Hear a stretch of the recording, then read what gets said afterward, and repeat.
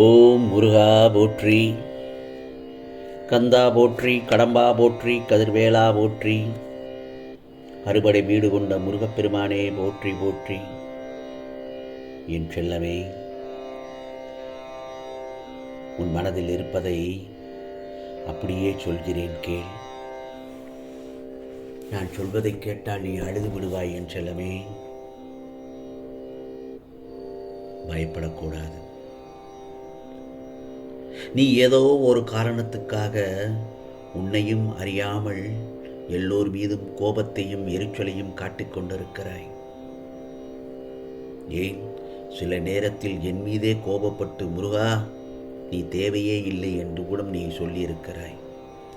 நான் கஷ்டத்தில் இருக்கும்போது எனக்கு உதவாமல் இருக்கிறாயே முருகா என்று என்னிடத்தில் கோபப்பட்டு கடிந்து பேசியிருக்கிறாய். நம்பிக்கை இல்லாமல் மட்டும் இருக்கக்கூடாது. என் மீது கோபப்படுகிற உனக்கு நம்பிக்கை இல்லாமல் இருக்கவே கூடாது. உன் மனதில் கோபப்படும் நேரத்தில் என் நாமத்தை சொல்லு என் செல்லமே. நிச்சயமாக அந்த நாமத்திற்கு அவ்வளவு சக்தி உண்டு. நீண்ட காலமாக நீ எதற்கு பிரார்த்தனை செய்கிறாயோ அதை நிறைவேற்றி உன் முகத்தில் சிரிப்பை, அந்த மகிழ்ச்சி தருணத்தை நான் பார்க்க ஆவலாக இருக்கிறேன். அதற்கான தருணத்தை நீ இப்பொழுது எட்டிவிட்டாய். அடுத்தடுத்து நல்லதொரு நிகழ்வுகள். உன் மனதில் உள்ள கஷ்டங்களை என் பாதத்தில் வைத்துவிடு. ஏனென்றால் நீ வாழ்க்கையில் நீ பிரச்சனையை பார்த்து ஓடணும் என்று நினைக்கிறாய். ஆனால் நீ ஏன் அந்த பிரச்சனையை எதிர்த்து போராடணும் என்று நினைக்க மாட்டேங்கிறாய்? நான் சொல்வது புரிகிறதா? பிரச்சனை வந்தவுடன் எழுந்து ஓடுகிறாய், தலை தெரித்து ஓடுகிறாய், ஐயோ ஐயோ என்று. வேண்டவே வேண்டாம். அந்த பிரச்சனையை ஒரு நிமிடம் திரும்பி நின்று பார், அது பயந்து ஓடும். அந்த பிரச்சனையை எதிர்த்து போராட வேண்டும் என்று உனக்கு தைரியம் வந்துவிட்டாலே நீ வாழ்க்கையில் ஜெயித்து விட்டதாகத்தான் அர்த்தம். இந்த முருகப்பெருமான் சொல்வதை கேள். உடனடியாக உன் பிரச்சனைக்கான தீர்வு கிடைக்க வேண்டும் என்றால் அதை எதிர்த்து போராடு, துணிந்து நில். பிறகு வெற்றி உனக்குத்தான் கிடைக்கும். தோற்று போய்விடுவோம் என்கிற குறுகிய நிலைக்கு உன் மனம் போய்விடக்கூடாது. அந்த மனநிலையை நிச்சயமாக இந்த முருகப்பெருமான் உனக்கு நான் ஏற்படும்படி நான் செய்ய மாட்டேன். உன் மனதில் நல்லதொரு பக்குவத்தையும் நிதானத்தையும் பிரச்சனைகளை எதிர்கொள்ளும் தைரியத்தையும் நான் உனக்கு அளிப்பேன் என் செல்லமே. ஏனென்றால் வாழ்க்கையில் வெற்றி தோல்வி வந்து போவது சகஜம்தான். நீ எந்த காரணத்தை கொண்டும் எடுக்கும் முயற்சிகளை மட்டும் கைவிடக்கூடாது என்றுதான் உன்னிடத்தில் பலமுறை சொல்லிக்கொண்டே இருக்கிறேன். இந்த முருகப்பெருமான், முயற்சி செய்து கொண்டே இரு. முயற்சி மட்டும் செய், உன் கூட நான் இருக்கிறேன். திடீரென்று உனக்கு ஒரு அற்புதமான திருப்பம் வரும். அது வரைக்கும் பொறுமையாகத்தான் இருக்க வேண்டும். ஏனென்றால் எல்லாவற்றுக்கும் ஒரு கால நேரம் இருக்கிறதல்லவா? உனக்காக படைக்கப்பட்டது உன்னிடத்தில் வந்து சேரும் என்பதில் சந்தேகமே வேண்டாம்.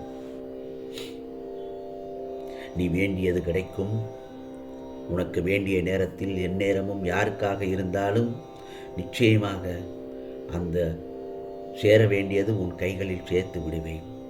அதே நேரத்தில் நீ பிரார்த்தனை செய்யும் பொழுது உனக்காக மட்டும் பிரார்த்தனை செய்ய வேண்டாம்.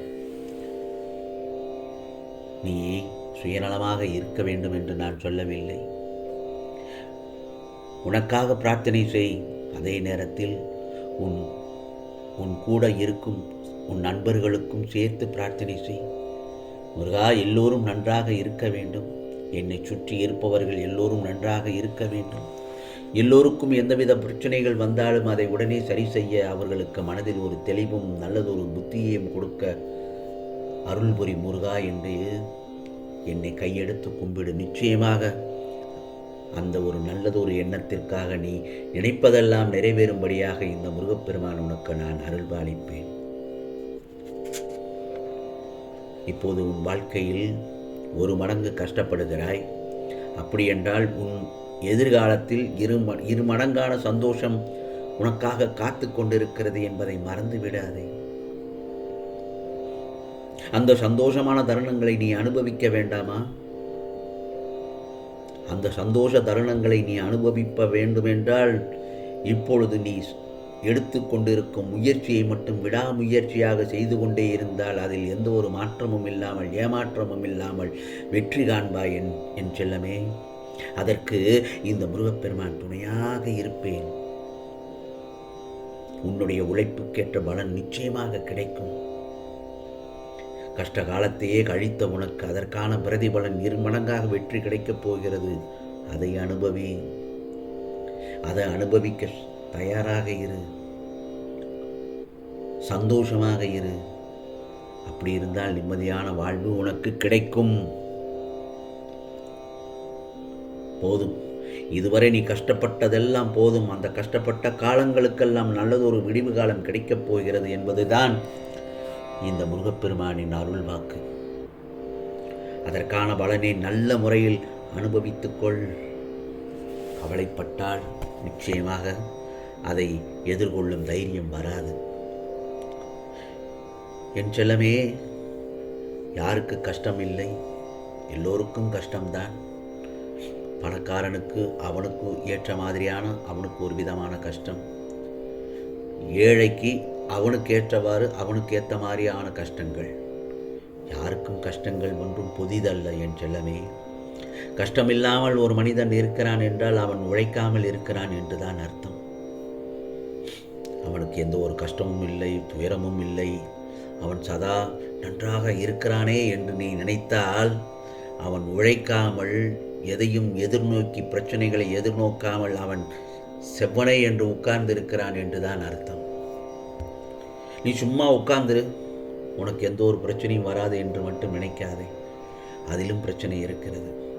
சதா சும்மா உட்கார்ந்திருந்தால் உன் மனம் மழுங்கிவிடும், உன் புத்தி மழுங்கிவிடும்.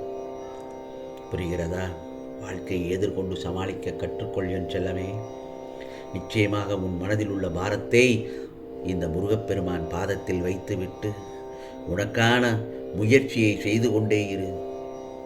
அந்த முயற்சியில் நிச்சயமாக நல்லதொரு வெற்றிக்கனியை பறிப்பதற்காக இந்த முருகப்பெருமான் நல்லதொரு பாதையை காண்பித்து விட்டேன். அதில் பயணிக்க நீ தயாராக இரு.